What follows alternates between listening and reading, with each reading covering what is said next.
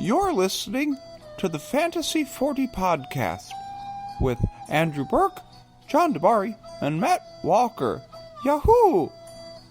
We are back. Welcome to another episode of the Fantasy 40 podcast. We are previewing Week 5 for fantasy football.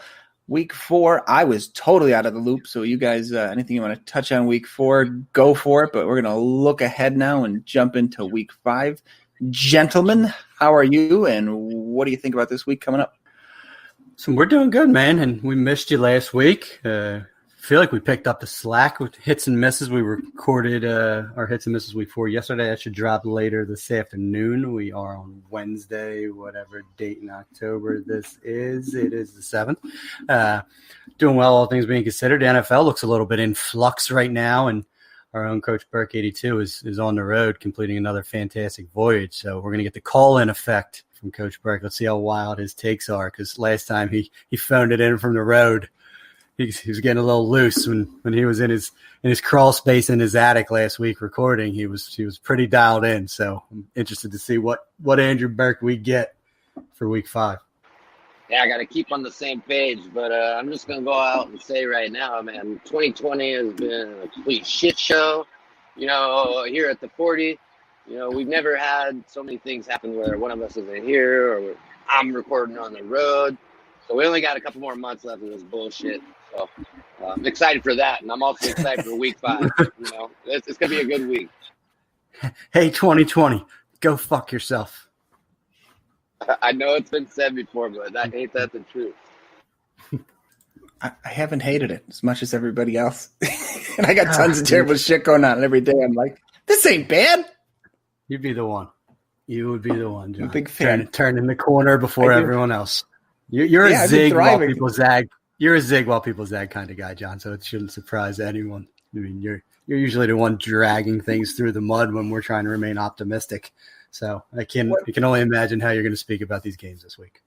Everyone's amazing. What's funny is rainbows and unicorns. I'm usually a homebody, and probably since all the shit started in March, I've probably been out of my house more in any 6-month stretch than I have in my entire life. So unaffected by global pandemics. Well, without any further ado, I guess we'll start jumping into these Week 5 games. Walk, you usually are the captain of the ship here, so get us started. Which game you want to look at first? I do. And John, do you have the Vegas lines, yes or no, before I go forward? I absolutely do. Awesome, because I remind, but they are from CBS Sports. Some haven't been listed and probably aren't as accurate as what you got. So I will omit from the equation, but we're going to start off with the Jacksonville Jaguars heading to the not Bill O'Brien-led Houston Texans at NRG Stadium for a 1:00 start. Yeah, is that the least? I actually was surprised by the firing. We talked about it all off season, and when the year kicked off, there was no chance they were not going 0-3 and likely 0-4. So this was the start we predicted, and the team should have known that too.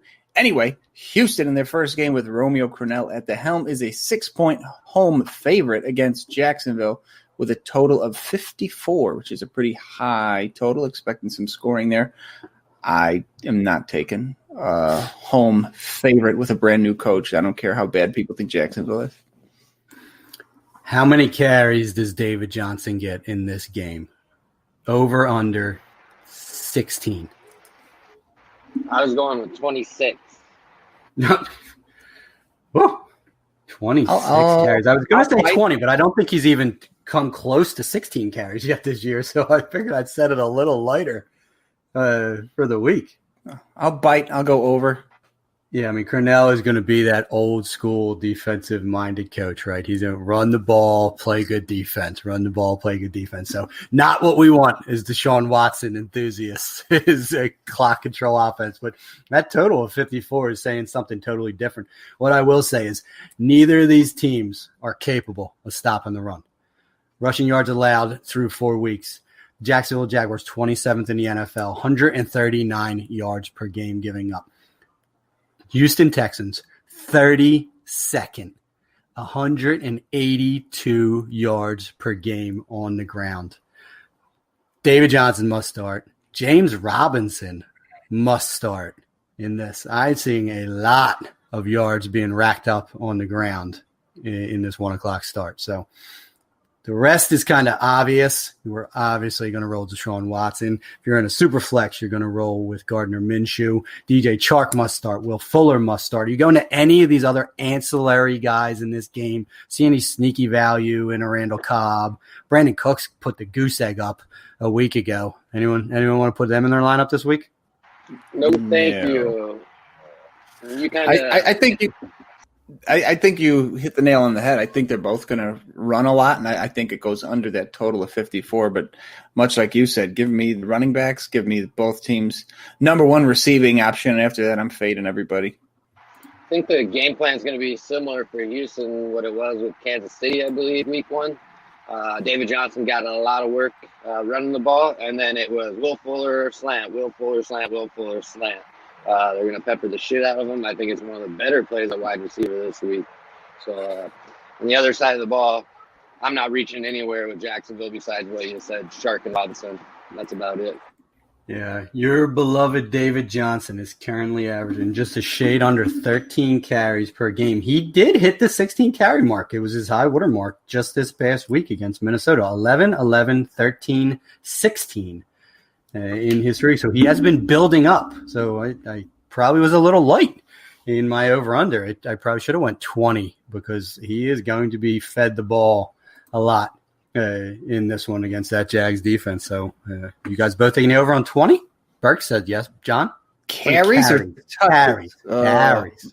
It's a good number. I'll play the middle. I said over 16. I'll go under 20. Okay.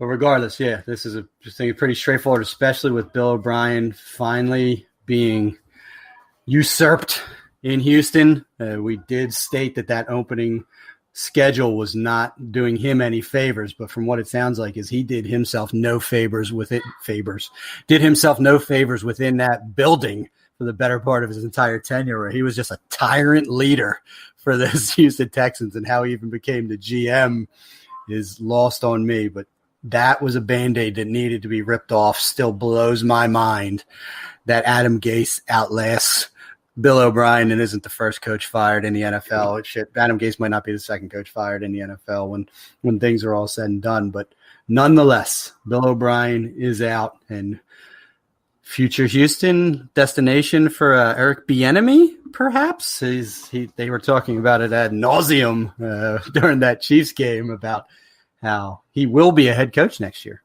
I mean, outside of Deshaun Watson, is that an appealing destination? I don't. They're an old defense. They don't have a ton on offense. They traded away pieces. They have no draft picks. If I'm a head coach, I'm not itching to go to Houston. Nope. I hope he doesn't get it just so people are outraged. That's all. There he is. I just want people upset. That's 2019 John DeBar right there, folks. All yes, right. Sir. That game will probably disappoint. Like John said, I agree. I think the under. Moving on. A game that in certain capacities will probably disappoint as well.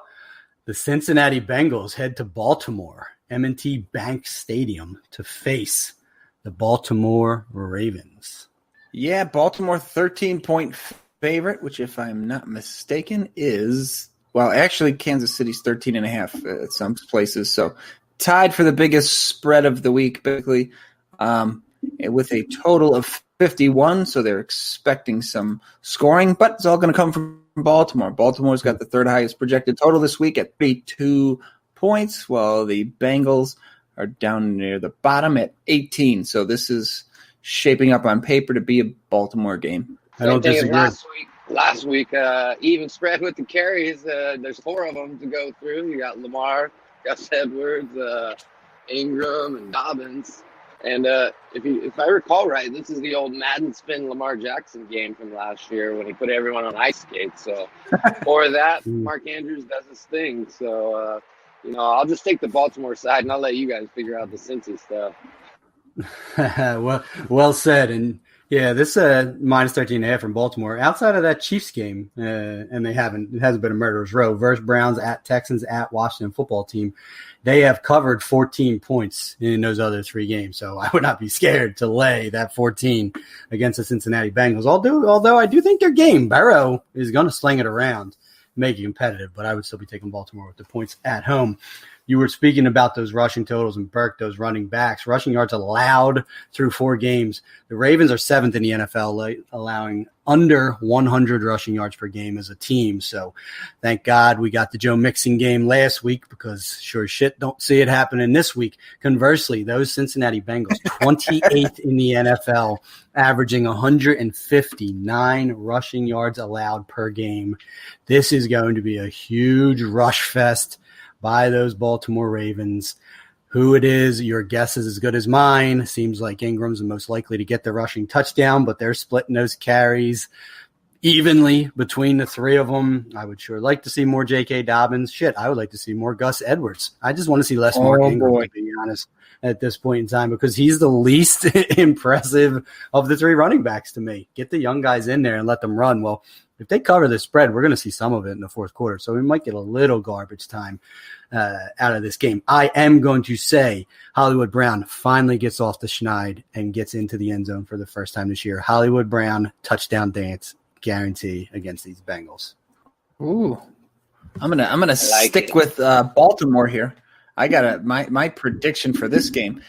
We've seen my guy, Devin Duvernay's snaps start ticking upward. They were talking him up prior to week 4, and he saw a pretty decent snap share last week. I think this is the week where they actually get him more involved. He didn't see the targets, even though he was on the field last week.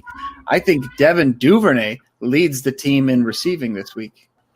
Okay. After that explosive shot out of a cannon, kick return for a touchdown was pretty much their entire offense against the Kansas City Chiefs. I think the young man earned some more opportunity, but didn't do anything, correct me if I'm wrong, the following week against that Washington football team. I'm looking right now, and nope, 1 catch for 4 yards on 2 targets. So, hey, that's a ball's call on your behalf, John. Snaps are there. Targets not yet, but he is getting on the field a lot more. Yeah, okay. Let's see it. On the Cincy side, you have to roll Mixon back out there.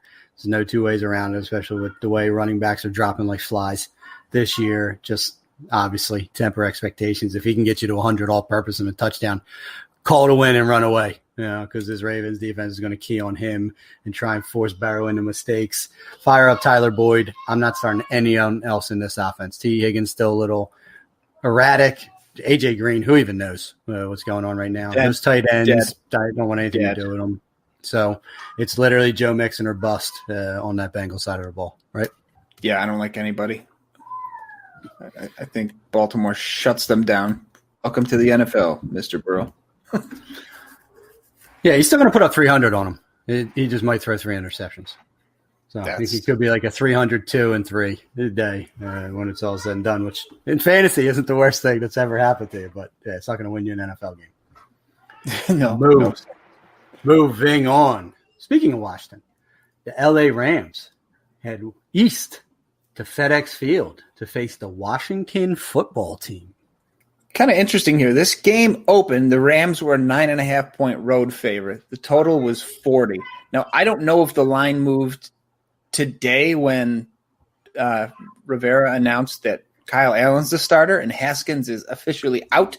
And practice reports, Haskins didn't even get a snap. They were passing him around to all the other backups. So Haskins is likely done in Washington if you are reading the tea leaves. However, the line went down to 7 for the Rams, and the total went up to 45. So now they're expecting Washington to score a little more and be in this game a bit more, which I find surprising because I didn't see anything out of Kyle Allen that would lead me to believe that he's better than anybody in the NFL. But Washington is looking at a projected total of – that's a little off. It's not updated yet because of the change on this site. But I'm staying away from it. I like the road favorite here. I think the Rams come in. Rams have looked pretty good. I didn't think they were going to be that good to start the year, but the Rams have impressed me through 4 weeks. I think they go into Washington and give Mr. Kyle Allen a rude welcome back to the NFL. I like the Rams to win this one pretty easily.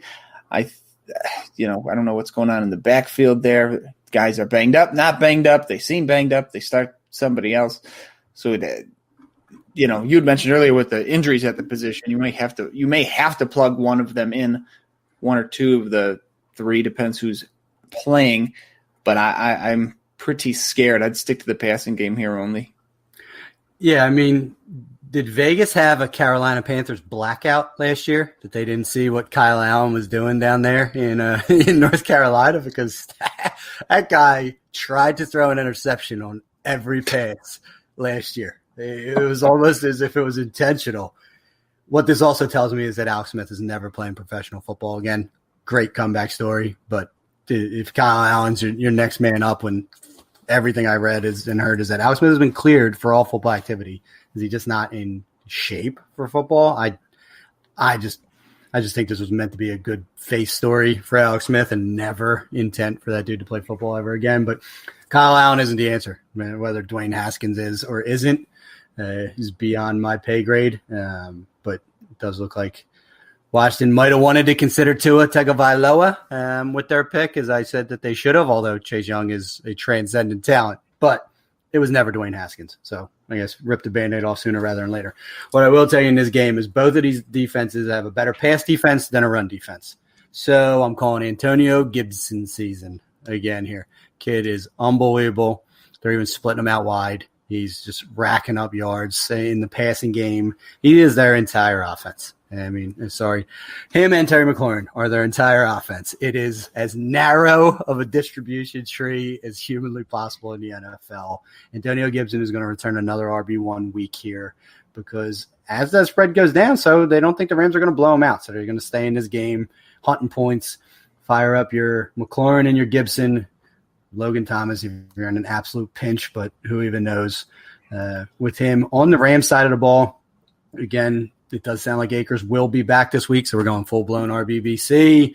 Darrell Henderson deserves better. He got short-sticked last week because Malcolm Brown came back, and he's the teacher's pet, and Sean McVay just doesn't like us having nice things. So don't want to trust any of those three. Fire up Cooper Kupp. You're going to start Robert Woods as a wide receiver 2. You're going to start Higbee because who knows, he could pop off for 2 touchdowns any given moment. But yeah, there's just not a lot to be found here. I agree with you. You're not starting Kyle Allen even in a 2 QB league. I wouldn't be that excited to even start Jared Goff. To be totally honest with you. No, and the game opened at 40, so I mean they weren't anticipating scoring to begin with. It's one of the lowest. I think it is the lowest. So, did you see what the LA Rams couldn't do against the New York Giants last week? I mean, that's any indication as to how things are going. You know, it's just a slog at this point in time, and that was in LA, and they couldn't get the train off the out of the blocks against the Giants. So now they're heading East Coast for a 1:00 start against the Washington football team.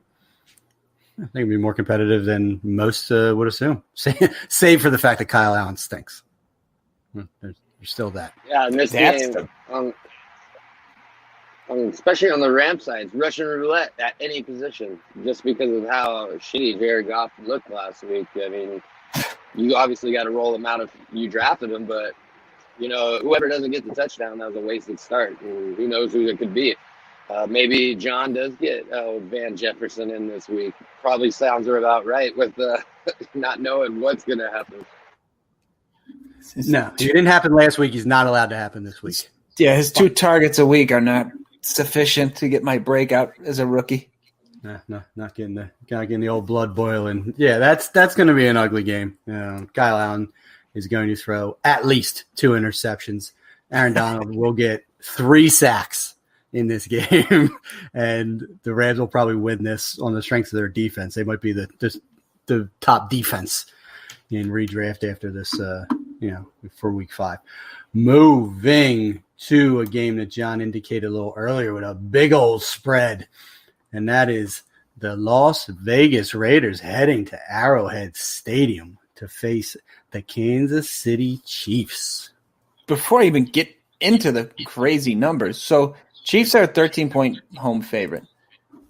The line is really weird. Most places in Vegas have it at 56, 56.5. According to the internet, DraftKings has it at 66.5, so 10 more points. So if you like the under in this game, go to DraftKings, and if you like the over, go to any book in Vegas because anywhere else. Yeah, I've never seen a 10-point. Something's got to be wrong, but this Doesn't It's from, DraftKings do those funky, like they add points just to get not you to fucking bet stuff? 10. I'm 10's a telling you, monster. they do. Yeah, DraftKings does weird shit. You might want to look at it. It might be some like special bet, but regardless, it's possible 66 points get put up in this game. Yeah, Raiders got a little Rona outbreak brewing, so there's, cross your fingers. Kansas City might be involved in one of these weird things again this week. Hopefully not. If the game plays, obviously you're going to play all your Kansas City players for the Raiders.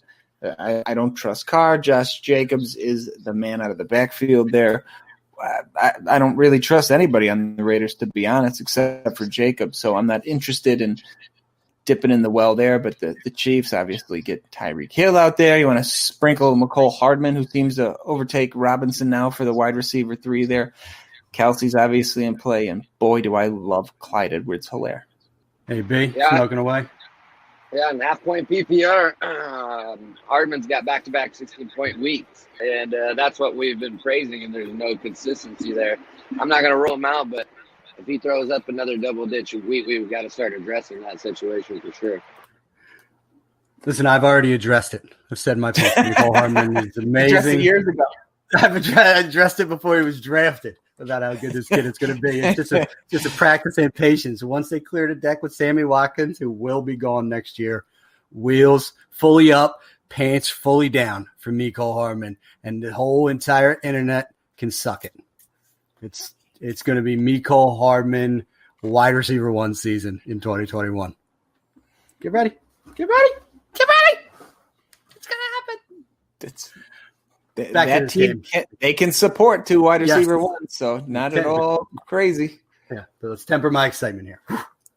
Talking about Nicole Hardman, we're not even halfway through these games. Take a breath.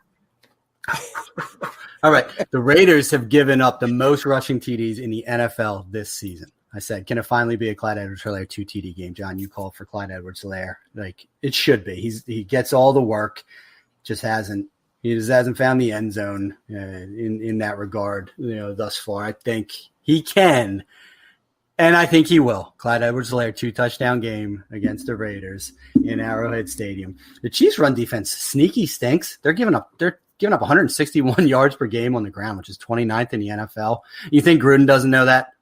He wants to pound the rock and kill the clock. So you're going to give my boy, Josh Jacobs, as much as he can humanly handle. He's going to touch the ball 25 times, whether it be rushing and receiving. He's going to put up an RB1 stat line as well. Ultimately, Kansas City will cover and beat the Raiders by 2 touchdowns. But there'll be enough to go around. I do like both running backs in this game. I don't think there's anything sneaky. You're going to start Waller. You're going to start Kelsey. So both tight ends are a go. You're clearly starting Mahomes. You're not starting Carr. You're going to start Tyreek Hill. Hardman a flex in a pinch. Is there another receiver on the Raiders that you feel comfortable starting? Renfro was supposed to be the guy against Bills, and if it wasn't for that last drive, he would have just laid an absolute egg for people. I don't like any of them. Yeah, Waller. It's Waller and Jacobs. Yeah, I agree. I just think there's a difference between liking him and, you got to face the facts is you got to hit the receiver at some point. And as shitty as it is, Nelson Aguilar seems to be that next guy up. Yeah, listen, he'd be the best receiver in Philly right now. So I put a tweet out a little while ago. I never thought I'd miss Nelson Aguilar, but he would have been helpful recently. So good for him. He seems to be a fine gentleman, helping people up after he catches touchdown passes over him and all. So good for Nelly. He's making a 1-year name for himself with the Raiders before he's looking for another job again next offseason. But yeah, not starting him in fantasy. So moving on, battle for the supremacy in the state of Pennsylvania. My NFC East leading Philadelphia Eagles head to Pittsburgh, Heinz Field, to face off against off their bye unexpectedly Pittsburgh Steelers. I can't think of anything I'm less excited for. Pittsburgh's the 7-point favorite, which is pretty surprising, actually. Total of 44. Implied total, Pittsburgh's looking at 25, while the Eagles are looking at 18, which amongst the 18.25, amongst the teams that have a projected total without the lines being wonky and screwed up, Philly is projected to be the lowest scoring team this week. So you mentioned their wide receivers or lack thereof. If you're desperate, I guess you could trot Greg Ward out there, but Alshon might be back this week too, right? No, they're just red. Getting closer, him and Deshaun. I still think he's at least a week away. Might see him home against Baltimore the week after, but I would not be. And listen, even if Alshon is active, you're not starting him. Maybe it's a little help to Carson Wentz, but you don't be that desperate that you would even consider starting Alshon in his first week back. Whenever. So you've got Miles Sanders, obviously. Greg Ward, I guess, is playable because there's nobody else. With Goddard out, Ertz kind of disappointed last week when he had the job all to himself. And then, did you see who your team signed this week? Oh, I did. I went about speculatively picking him up everywhere. Hakeem the Dream Butler signed and announced they announced him as a tight end. Yes, well. So that's a little interesting with Goddard on the shelf. That this is a team that's been able to use tight ends effectively, and if anything were to happen to Ertz or Goddard, we could see Butler develop into an interesting pivoting over to the Steelers. We've mentioned it a couple times. Narrow route tree. Deontay Johnson, my man crush, is supposed to be back this. Roll him out. Juju's obviously an important part of this offense. Running back Connor, I still don't trust him, but that's kind of our thing. Well, that was it. And then I said we don't like James Conner, but okay, that's true. Yeah, I mean, my homerism knows no bounds, so I'm not going to take it out of this analysis. And my Eagles surprised the world and beat those 49ers, although they couldn't stop George Kittle from doing whatever the fuck he wanted that entire game. So Eric Ebron TD streak, guarantee he's going to score in back-to-back games. We don't stop the tight end. Our linebackers suck. We're also very bad at covering the middle of the field. We got eaten alive by Tyler Boyd the week prior to that. So everything inside of Juju's running slot, he's just going to destroy us out of the slot. I think it's going to be a big welcome back Juju game, kind of similar to week one, maybe not the 2 touchdown side, but where everyone kind of jumps back on Juju, maybe 100-yard and a touchdown type game from him. Deontay Johnson did clear the concussion protocol. He'll be back. So the Steelers are going to be all systems go, fresh off their bye. Those same Steelers are first versus the run, 54 yards per game. That's okay. The Eagles can't run the ball anymore anyway. So hopefully they just throw it to Miles Sanders a ton out of the backfield because that's how he's going to make their hay. Eagles have a solid front and are only giving up 3.8 yards per carry, but we're giving up 274 through the air. So I don't think running backs are going to be the ones making their hay. It's the receiving backs and the pass catchers are who you want in this game. Now, James Conner can catch the ball as well. So not a total shy away, but this may be that letdown game I've been saying is coming for those James Conner believers. And I've been saying to sell him for the last couple of weeks. To your point on the Eagles side, there's not a lot to draw from. I mean, Steelers can get beat with deep speed. We just don't have any of it right now. Does Deshaun Jackson play? I don't know. Jalen Reagor's on IR. John Hightower hasn't put it together. Quez Watkins just came off the IR. He didn't even see snaps. So it's Travis Fulgham who caught the big touchdown on Sunday Night Football. I don't trust anyone in this passing game outside of Ertz, and even him. I mean, what do you have? 4 catches for 9 yards? Like, you can key on a tight end in an offense where there's no receivers of consequence. So we've dealt with this shit before in Philadelphia, where it's the most obvious game script imaginable, and sometimes cobble it together. Not as optimistic against these Steelers, especially coming off their bye, but I think the starters from fantasy are pretty obvious here. Yep, leading receiver for Eagles is going to be Miles Sanders. Other than that, this is the chalkiest game. There's going to be no hidden gems to have. I'm on board with Walker's Ebron take. Maybe even 2 touchdowns lost. But other than that, you just start your studs. I mean, literally, there's no surprises in this game at all. I think it can be a little Anthony McFarland coming out party. He looks like he clearly cemented himself as that second back change of pace guy behind Connor. It took him a little while with this virtual offseason, but kid's electric. I could see him getting a little burn in this game. Not someone you want to start, but someone you might want to try and get before he really breaks out, and I'd be interested to see if when our buddy James Conner is befelled by injury again, what that backfield does look like, because do you really want to just bell cow Benny Snell with 20 carries again, or do you want to see what this Anthony McFarland kid can do? I would choose the latter if I were a coach. Moving on to a division game, I don't want to say of no consequence, but probably little consequence when this is all said and done.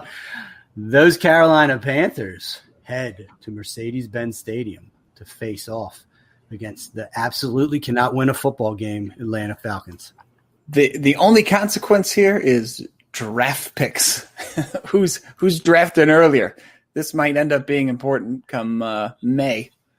Atlanta's a small home favorite, -2, which, giving them the 3 at home, it's actually Carolina -1 if you look at it that way, with a total of 54. So high total, close spread. They're expecting a lot of points here. Atlanta's projected at 28, Carolina at 26. So there should be plenty of fantasy goodness here, which we've seen all year in these Atlanta games.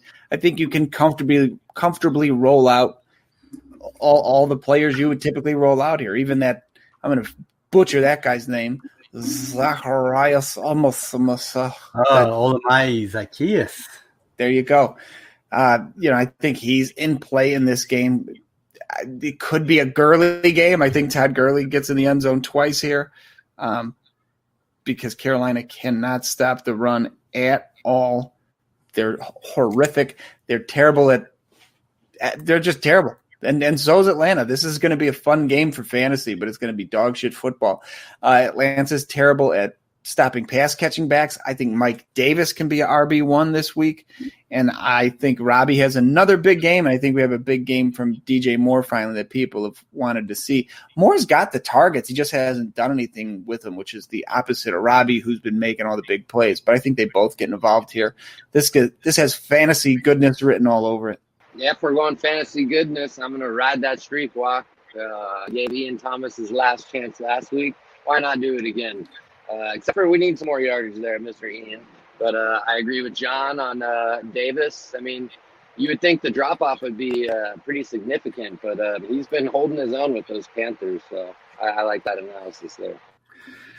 Yeah, the newly anointed Rob Tonkowski showed us what is possible against those Atlanta Falcons, and it's anything by the opponents. So Ian Thomas, coming out of witness protection, did sneak a little no-nonsense touchdown in there a week ago. Maybe gets a little bit more. As far as this game is concerned, Atlanta Falcons 31st versus the pass, giving up 354 yards per game. They're just thanking the good Lord for the Seattle Seahawks, because that number is just staggering right now, and they dropped D-backs like flies against the Packers. They are going to be starting dudes off the street this week against Carolina. So, to your point, John, DJ Moore, 102 touchdowns, calling for the breakout this week for Mr. Moore. Atlanta can stop no one. Robbie Anderson, I said it a week ago, has entered must-start territory. He's going to go for another 100. Teddy Bridgewater is probably going to put up a QB1 performance because Atlanta is just dog shit. They're just all full-on dog shit. I don't understand how they're -3 favorite. What respect do they deserve just because they're back at home in Georgia right now? Carolina is the better football team and the healthier football team. The only person they're missing is Christian McCaffrey.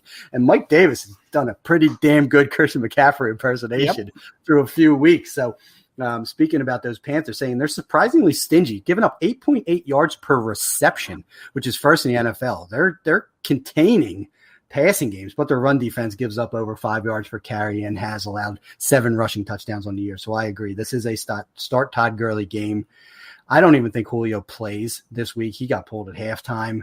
Hopefully we get a get-right Calvin Ridley game. Olamide Zacchaeus looks like a PPR guy underneath. And maybe Russell Gage, maybe Hayden Hurst. Who even knows anymore with that Atlanta offense? They look like they're falling apart. And Matt Ryan looks like he aged 5 years in this offseason. So this might be a burn-it-down time for those Atlanta Falcons. I do think Dan Quinn is the next head coach that ends up getting canned. I think he beats Adam Gase when I foreshadowed it earlier of Gase not even being the second one to go. I think Carolina wins this game, and I think Dan Quinn is in danger of being fired after an 0-5 start. Don't think you're wrong. All right. When can McCaffrey come back? Next week? Is that the window? After next week, I believe. Oh, after next week. What did he get hurt? Week 2? I don't even know these rules anymore. I thought he had to miss 3 weeks. Isn't it a 3-week thing? If he was out in week 2, then 3, 4, 5, he could come back 6. Yeah, I have to look into that. This might be the end of the Mike Davis parade, but don't drop him. High ankle sprains have been known to ding many a juggernaut. So go into a game that I wrote, I'm not sure this game is actually going to happen because the Titans COVID outbreak, but we might as well do the analysis. Buffalo Bills are supposed to head to Tennessee, face the Titans at Nissan Stadium on Sunday, John. Yeah, currently the line moved quite a bit. Right now, it looks like it's hard to say. The total's 49. The favorite is goofy. There's only 2 places that even have it posted, and it's way off. So I wouldn't even give a side here. Total 49. I literally just read this while we were talking. Another Tennessee player tested positive, so they're not allowed in the facility. So they're not going to get to practice at their facility before Saturday, if I get the timing of this correct. So this might not even happen. I don't think there's even much for us to go into here, which sucks for Josh Allen owners because he's been amazing. But I like Allen. I like Diggs. For Buffalo, running backs have not been impressive so far. Tennessee, the offense is running through our man Jonnu and Derrick Henry. So you're going to play the guys you know here, but there's a chance this doesn't even happen. So it's not going to spend too much time on it. Yeah, very much said the same. When Josh Allen had his first sub-300-yard passing game last week, still put up 288 and 2 touchdowns. So very startable, and a rushing touchdown. So you're not going to be upset about that. Stephon Diggs, 6 for 115. The dude's just an alpha. I love Stephon Diggs. So yeah, those are the 2. If this game goes off, those 2 are going to go off. You mentioned it in Tennessee. It's Derrick Henry and Jonnu. I also did hear reports that it sounds like AJ Brown was close to returning if this game actually does happen. So that's good news not only for AJ Brown owners, but potentially Ryan Tannehill owners. But yeah, I read very much the same report about another player testing positive. So this game is very much in doubt because Tennessee wasn't allowed to see each other last week, and it doesn't seem like they're going to be able to this week as well. So how do you play a game when you haven't been able to practice for 2 weeks? Maybe they'll make them play Madden simulation. Yeah, each player is in charge of themselves. Can only imagine what Josh Allen is capable of in a Madden environment. So we'll just move past that one. I don't think we should probably waste much time on a game that is very much is very fluid at present. So we will move to the Joe Flacco-led New York Jets hosting the suddenly disappointing Arizona Cardinals at MetLife Stadium. Arizona is a 7-point road favorite against the Jets. Projected total is 27-20 in favor of the Cardinals. Kyler Murray, yes. Force feeding the ball to Mr. Hopkins, yes. At running back, Drake's been a bit of a disappointment, and Edmonds has been kind of making a little noise with his limited touches. I could play both of them this week, though, against the Jets. For the Jets, oh boy, nope, nobody, no thank you. I bet the Jets have no one even in a top 2 at their respective position this week. The second chime in. Yes, Sam Darnold is out, as stated, and Joe Flacco is old. So I just can't see how the Jets can keep pace here. But Arizona has played bad football lately. They have disappointed. They've lost 2 games that I thought they should have won against the Lions and the aforementioned Carolina Panthers. So who even knows anymore? But they should win this game. They should cover. Jets are middle in the pack in rushing yards allowed, 129 per game with 6 rushing TDs on the season. But I wrote, do they go to Kenyon Drake or do they go to Kyler Murray? They haven't gone to Kenyon Drake yet. Everyone's just been like waiting on Kenyon Drake to happen again. Shit, Kenyon Drake said so himself on Twitter. If you don't like what I'm doing, drop me. Someone else pick me up, yada, yada. Well, you're running out of time.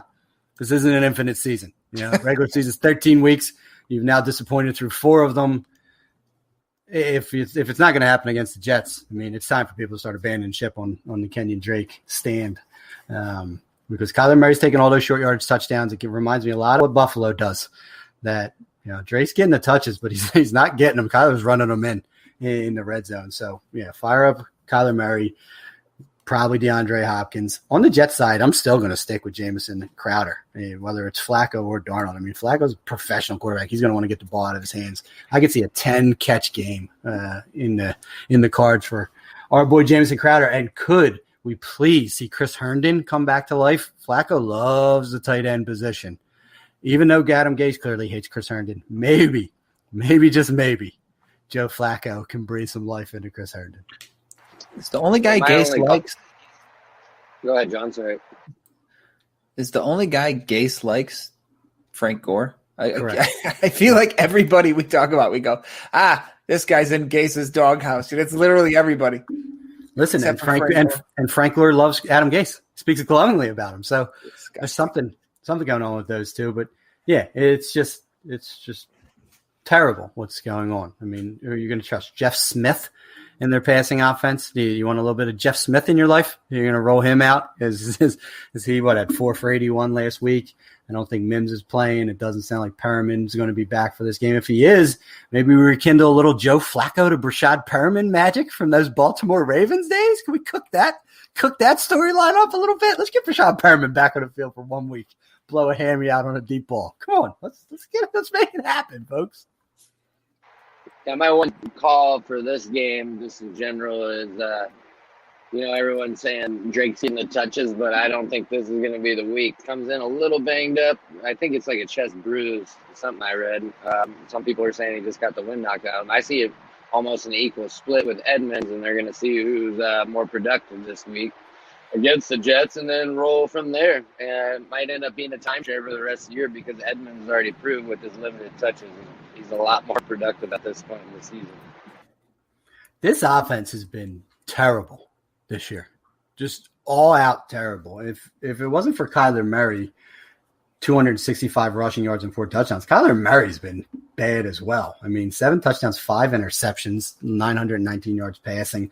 DeAndre Hopkins has volumed his way, 39 receptions thus far. Outside of that, I mean, it's just been disgraceful. These running backs are both averaging sub 4 yards per carry. They're not stretching the field. I'm hearing it called the horizontal rate offense. And at this point in time, just not what I signed up for from these Cardinals. So if ever there was a get-right game, it was against these Jets, who aren't mailing it in on defense, but they're not going to put up a fight on offense. So you're going to be able to run whatever game plan you want and stick to it. So do you want to get your running game right? Go ahead, run the ball 30 times in this game. Are you going to try and figure out your passing game? Throw it 40 times this game. You should be able to do what you want to do when it's all said and done. But at the end of the day, Kyler Murray is the only guy I trust to put up a top 20, a top 2 at his position, as you say, at John, performance. He's a top 12 quarterback in any of these other guys. I mean, DeAndre will be a top 12 wide receiver in PPR, but those running backs, I mean, they're RB1s, can't trust it. I mean, RB2s, who gets the touchdown? And beyond them, I don't want any of these receivers. When Kirk and Isabella are there, and who Larry Fitzgerald's irrelevant. It's just ugly. Little fun fact for you guys: do you know, without looking, where Christian Kirk is on the season? What wide receiver he is? I think he only played 1 game or 2 games. So I know he's not high. I think he caught a touchdown last week, but 100. He played 3. He is wide receiver 91. Yeah, that's garbage. Close. He only missed one. He only missed that one Isabella game where Isabella exploded 2 weeks ago. He may have come out. I thought he missed 2 games. Okay, yeah, just an epic disappointment. But this whole offense has sucked. So don't just blame Christian Kirk. They've all sucked. So I'm blaming Cliff Kingsbury and spending too much time around his house. He needs to be game planning in wherever their stadium is. Such a nice house. It is a beautiful house. I can't even be mad. Very jealous of him. All right, moving on. The Miami Dolphins. Ryan Fitzpatrick, you broke my heart as a streamer last week and crushed all my DFS lineups. You head to San Fran, who are pissed off after losing to my Eagles for a 4:05 start at Levi Stadium. Niners are an 8-point home favorite, total of 47. This is a game something doesn't rub me right. This has got a 12-10 written all over it. I'm not a fan of anybody in this game. It'd be nice to see Debo come out and do a little something. The Dolphins have been talking up Devontae Parker again, which just makes me sick. So, I mean, I guess you could get Parker out there. Points against, Dolphins are giving up a ton to quarterback, so you could play the Niners quarterback if you're desperate, but I do not trust him and do not like it. This is a game I'm staying away from entirely if I can help myself, so I'm not too interested here for fantasy purposes at all. Big Gesicki game, I think. Big meaning yardage. Probably not many scores in this game, like John was saying, but on the other side of the ball, I'm going to go the well one more time because the targets are there, and maybe he'll catch some walking with Jakeem Grant. I mean, he's getting the looks, just not doing anything PPR-wise. All right, you meant Isaiah Ford. That's what I meant. No, I said Jakeem Grant last week. That's no, you said Isaiah Ford. Oh, well, Isaiah Ford. This week is who do you want here? Grant. This week is Jakeem Grant? Okay. We're going with third banana Miami Dolphins receivers for 400, Alex.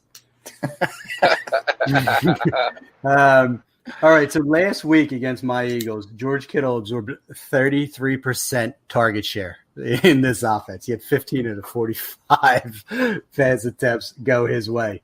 Well, it's going to happen again this week. George Kittle is going to put up another tight end 1 overall performance because the Miami Dolphins give up passing yards, 301 per game, but not TDs, only 1.5 touchdowns per game. So I'm thinking they give up a lot of yak. They get stingy when it gets to the end zone. But you want yak? George Kittle, Brandon Ayuk, Deebo Samuel. You don't think that Kyle Shanahan is just going to scheme ways to get those three the ball as much as humanly possible. I'm curious, does Jimmy G make a triumphant return to the starting lineup after he anger pulled Nick Mullins in favor of what the heck's his name? Why'd I draw a total blank? Beat hard. Beat hard. Beat hard. Yeah, I always think of Burke when I hear that. In favor of beat hard in the loss to the Eagles, or do we see Jimmy G come back in a game that they should win pretty comfortably? I haven't really heard much as far as that's concerned. Also haven't heard anything about Raheem Mostert, so we're going to get another Jerick McKinnon game. He has done well shouldering the load for this team. Done great. He is an RB1 right now. He'll be an RB1 again this week if he gets the lead back duties against these Miami Dolphins. So I'm liking all the skill position players in San Fran. I would be comfortable starting Deebo. 1 week in, he came, caught all 3 of his passes for 35 yards. They even gave him a carry for 10 yards. He looked no worse for wear, still looked explosive. They trust him with 4 touches. They're going to expand that in another week against Miami. I'm trusting Deebo as a flex. Ayuk is flexible as well. Kittle tight end 1.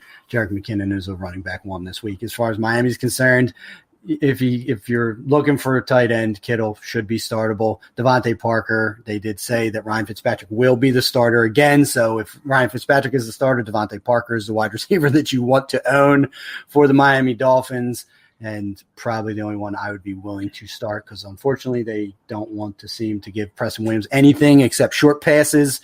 Does happen to happen near the end zone quite frequently, but I will not be starting Jakeem Grant or Isaiah Ford in any league that I'm in. Hey, sometimes you have to. Yeah. This is true. And there's 12 receiver leagues. Starting Ford in a couple spots. Gross. I have to. You would, and it is.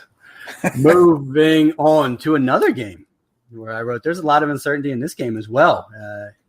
Cam Newton, you would presume, is out, but I've heard that if he doesn't show symptoms and if he has 2 negative tests 24 hours apart, that he could be cleared to come back this week as early as Thursday for practice. So Cam could be back. I don't understand how it's possible. He has the coronavirus. I'm not going to act like an expert, but he tested positive. He's going to test negative less than a week later in 2 subsequent tests.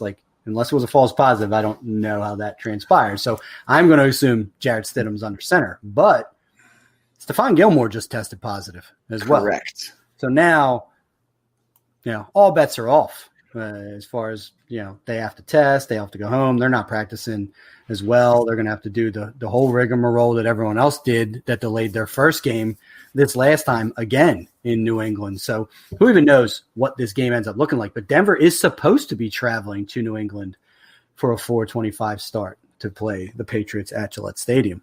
If you watched after the game, Gilmore went straight up to Mahomes and gave him some dap. So watch out for Mahomes' positive test as well. You're taking them out. I've already seen the picture. They are literally face to face talking to each other. The Patriot way. Yeah, there's not too much to dip into here because if you had to flip a coin, it seems like it's going the way of possibly not happening, especially if Gilmore does end up with multiple positive tests. I know a couple guys have tested positive, then they're false positives, whatever. Denver's quarterback situation is not good. If you're the Patriots, what are they going to do? Take away your best player? That's Melvin Gordon, which is disgusting to say. So Denver, especially if Gilmore is out, Tim Patrick might be the beneficiary here. He might have a nice little game. I could see him finishing top 16 if he plays because they're not going to key in on him, and he doesn't have the top-end corner opposite. For New England, Rex Burkhead is suddenly worth something. Damian Harris is worth something, but we say this time and time again, I'm not trusting anyone in this backfield. Obviously, with injuries, you might be backed into a corner here. You could do a lot worse than getting a piece of the New England backfield because everyone's going to get 6 touches. But this is gross. Yeah, I mean, we got Brett letting it ripping going up against potentially Jared Stidham.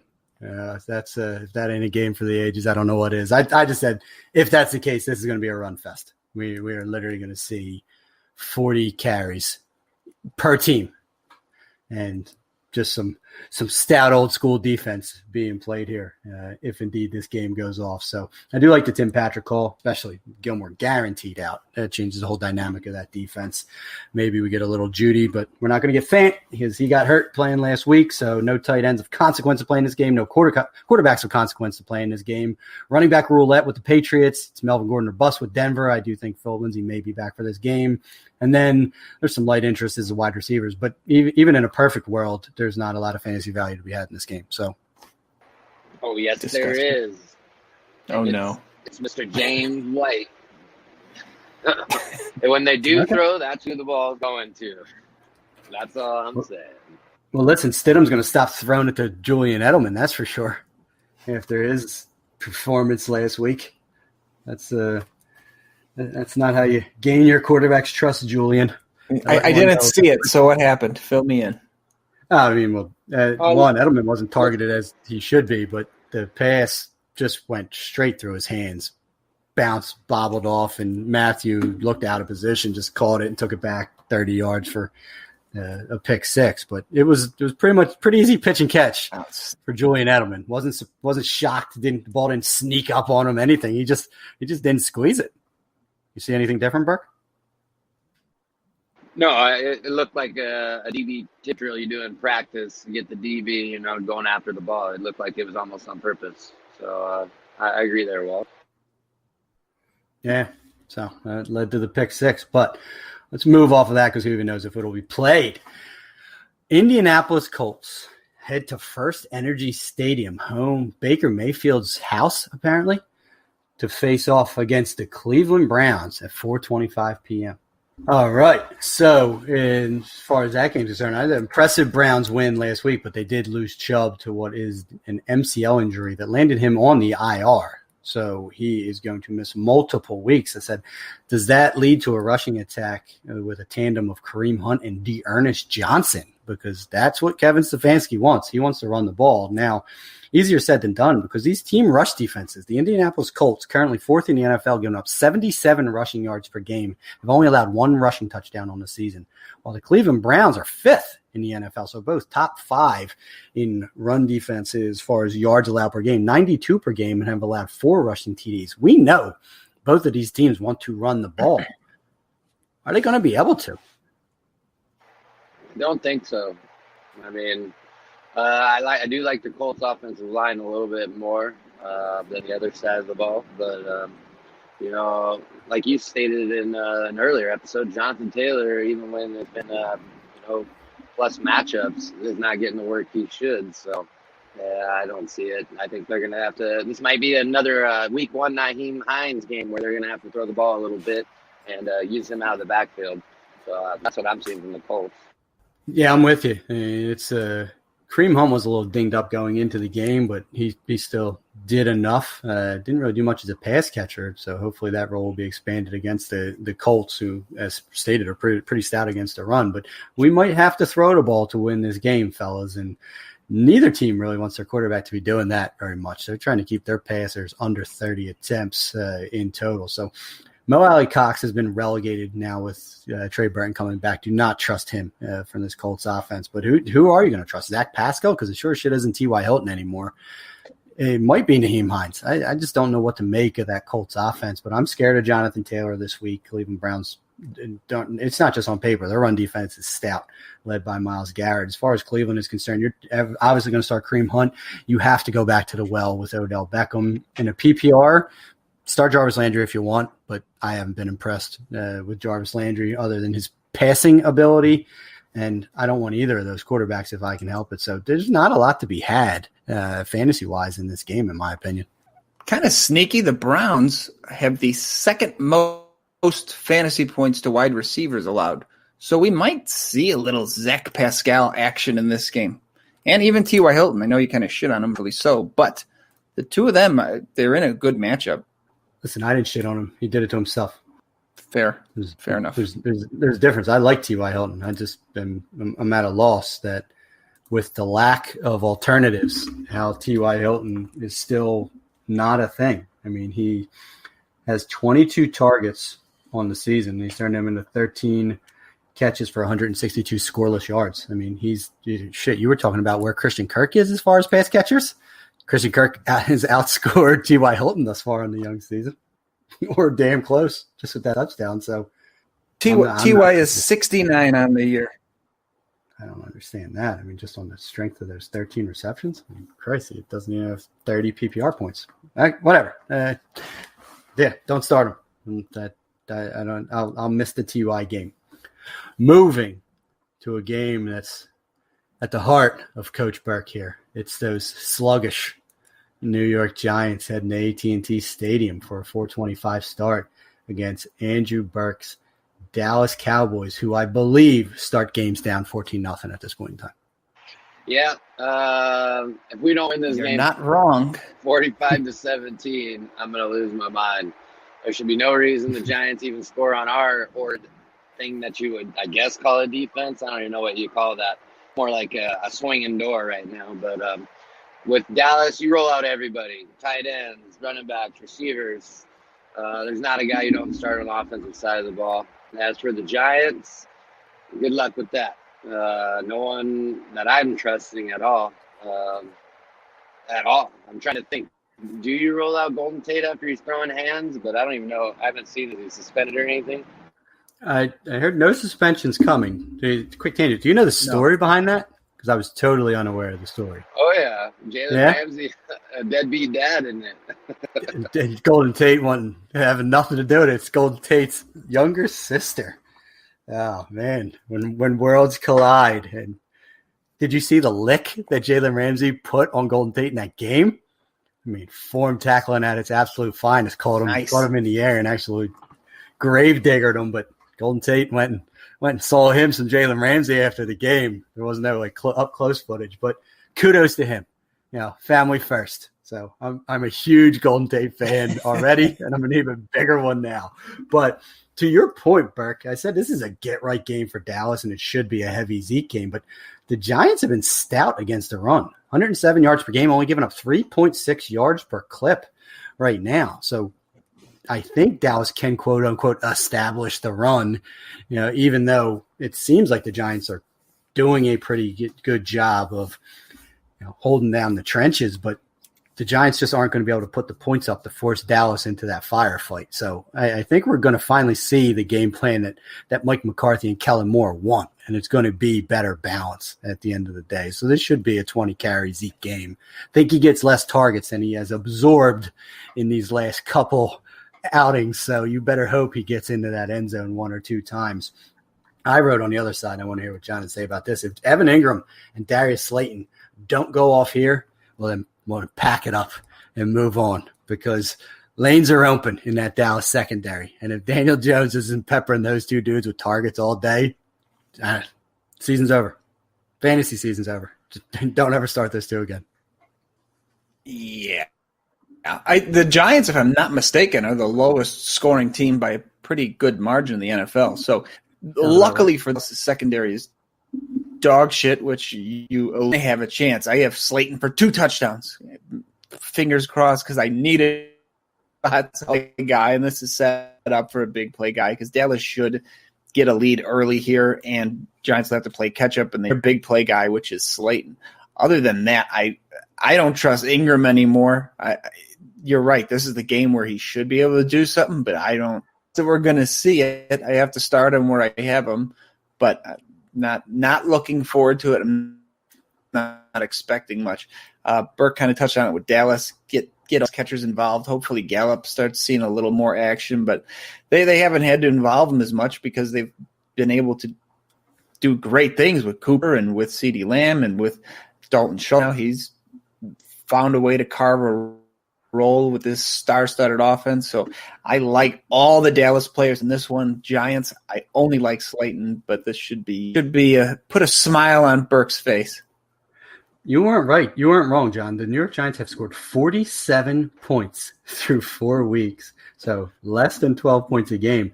They are battling with the New York Jets, their stadium-sharing friends, for lowest scoring teams in the NFL, and the Jets have found a way to score 65.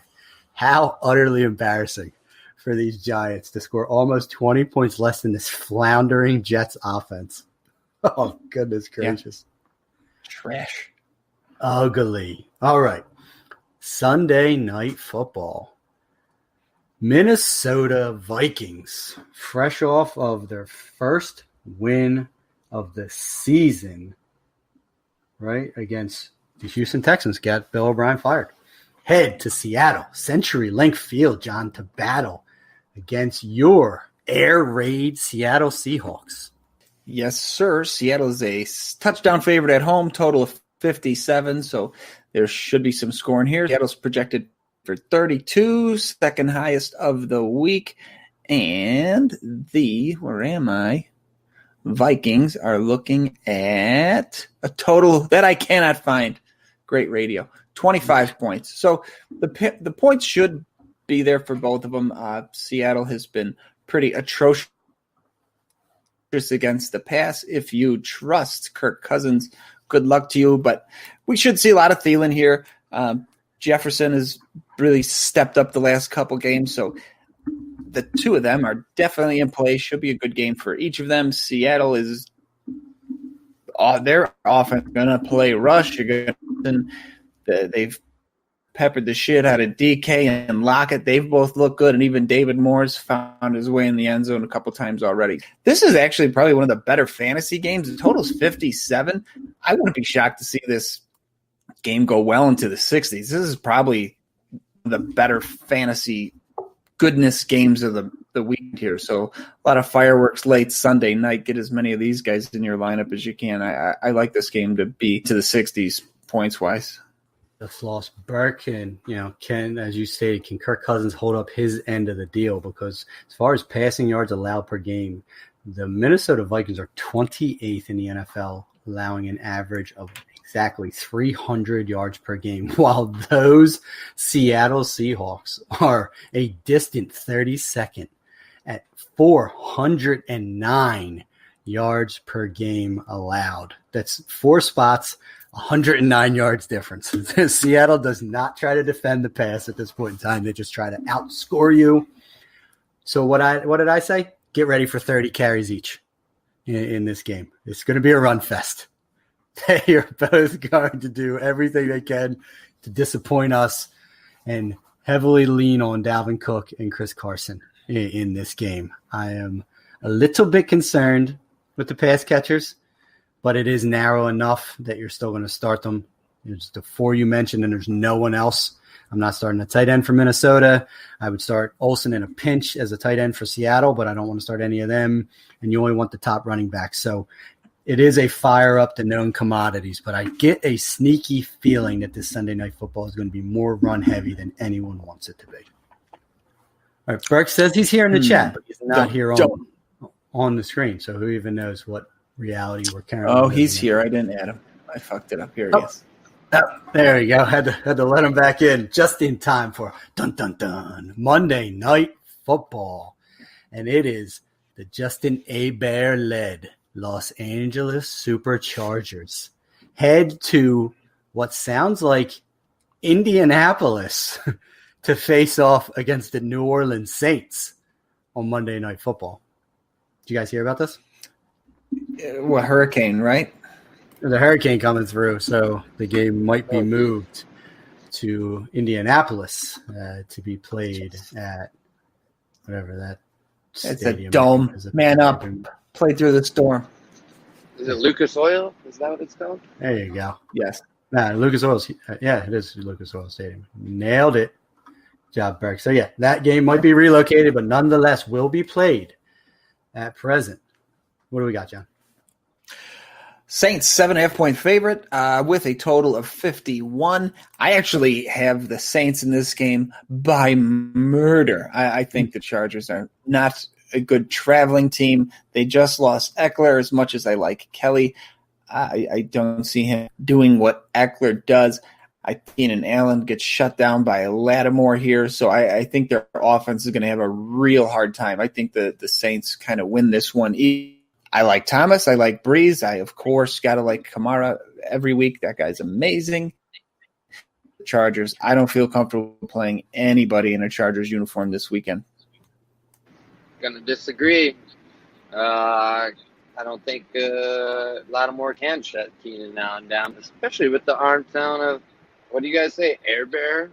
Whatever you guys say. But Justin Herbert. Yeah, I like it. He goes right in there with Coutier. But no, I just think he's in New Orleans. He gets the double French pronunciation. Right? He's in the French Quarter, but I just think out of the 26 targets Keenan Allen's going to get, even if he only catches 9, it's a solid day. So he's not going wrong there. And the Saints, I think you nailed all of it except for I think after Walk went on a limb last week with Latavius, I think they still keep him kind of involved, especially if Michael Thomas is out, just to control the ball. Yeah, that Latavius still living on that one from a week ago. Now, this game, Michael Thomas could return, but the Saints have a bye in week 6. They didn't IR him, and they knew they had their bye in week 6. So they expected to get him back by now, right? Because if not, he got hurt in week 1. He has already missed 4 weeks. Or sorry, he's already missed 3 weeks. This is 4 in week 5. So he would have been back by now. So they think they expect to play him, but don't be shocked if they don't, because everyone expected Devontae Adams to play on Monday night. Shit, Devontae Adams said, I'm fine. I could have played. The medical staff said I'm not playing.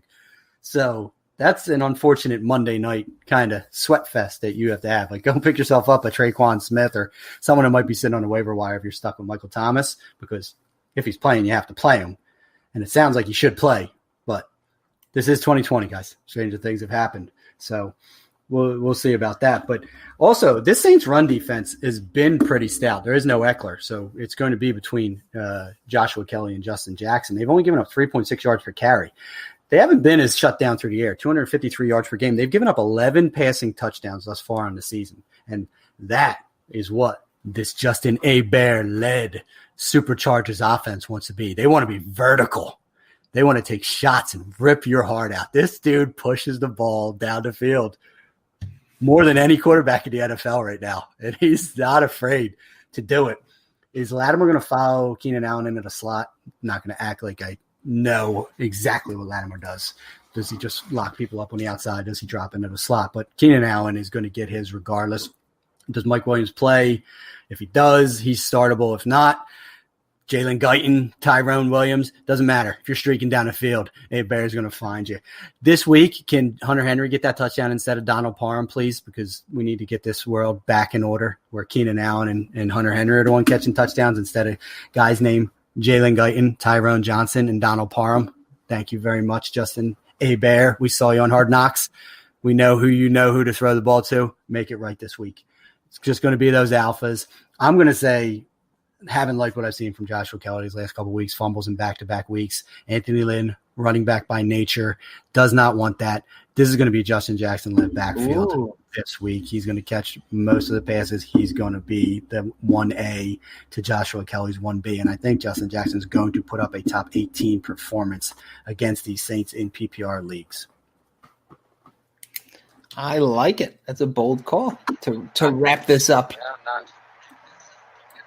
If we're gonna go bold, I'll just give you mine before I have to sign off. Is my bold call for the week is Mr. Schultz will creep into the end zone twice this week against those Giants. It's always somebody out of the Dallas tight end position, whether it been Witten or Jarwin, getting 2 touchdowns every time they play. So why not Schultz? So there's my bold call. I like it. I thought he was a little dinged up, if I saw correctly. He came out of that game a little hurt. I did say he expected to play in week 5, but he did get dinged up. A bruised thigh doesn't sound like anything a grown man can't handle. So let's get with those 2 touchdowns against the Giants. Charlie horse. Who gave me a dead leg? Yep. What's yours, John? Official Charlie horse. I kind of had something earlier. I'm going to go back to what I kind of said earlier. I think Devin Duvernay goes off. I think he has a big game for the Ravens. Those are all right. These are a little off the radar, and I have not done any of those this week, but I would be remiss if I let you guys have all the fun without me. So I am going to dip my toe.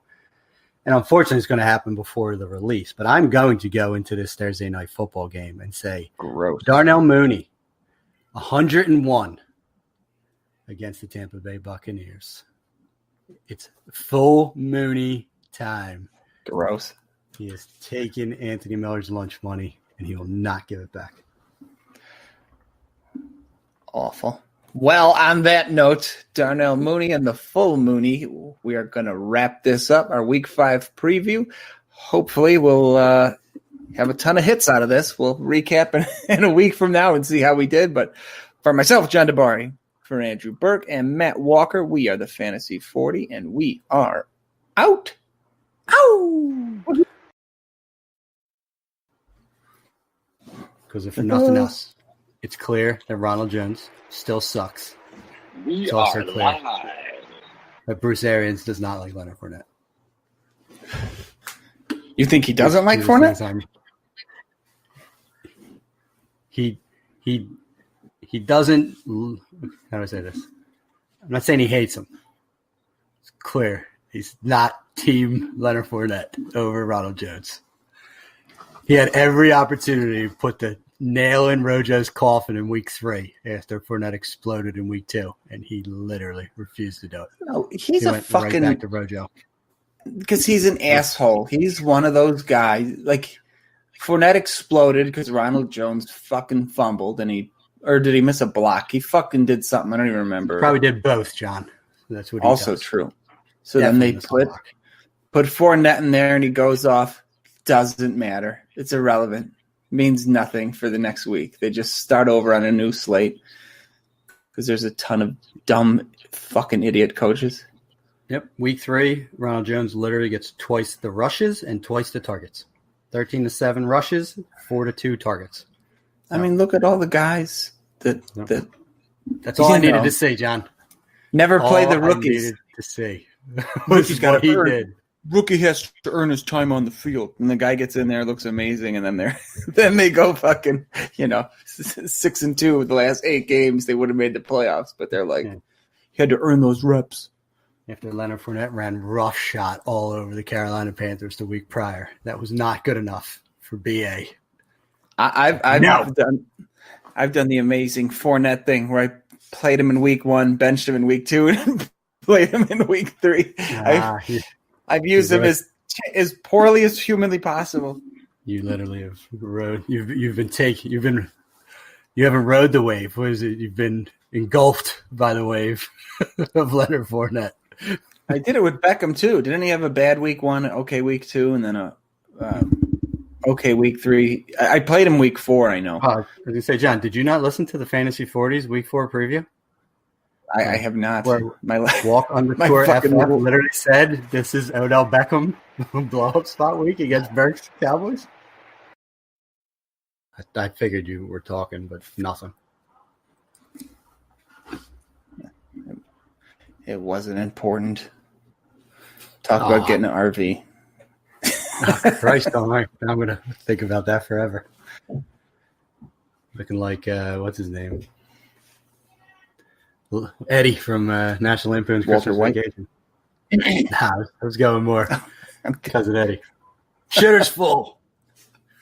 Shitter's full. Kidnapping people and whatnot. But let's go.